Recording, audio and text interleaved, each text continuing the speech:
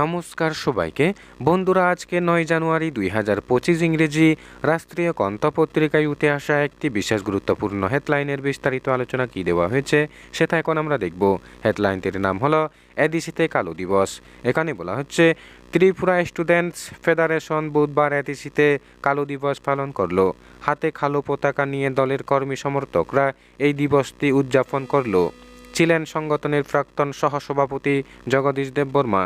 তিনি দিনটির তাৎপর্য তুলে ধরে বলেন, 2016 সালের নাগরিকত্ব সংশোধনী বিল আইনে পরিণত হয়।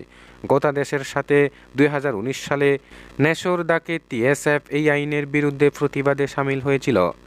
তখন শান্তিপূর্ণ আন্দোলনে পুলিশ লাঠিচার্জ করে এবং এমনকি গুলি করেছিল। মাধববাড়ি এলাকায় পুলিশের গুলিতে বেশ কয়েকজন আহত হয়। 8 জানুয়ারির সেই দিনটির কথা কেউ ভুলে যায়নি। সরকার এবং পুলিশ প্রশাসনের বিরুদ্ধে ধিক্কার জানিয়ে দিনটি পালন করা হচ্ছে বলে তিনি জানান। জগদীশবাবু বলেন, এখন পর্যন্ত এই ঘটনার কোনো তদন্ত হয়নি। বিধানসভার অধিবেশনে এই ঘটনার সুষ্ঠু তদন্তের দাবি জানাবে মথার বিধায়করা। ঘটনার তদন্ত করে দোষীদের শাস্তি প্রদানের দাবি করেছেন তিনি।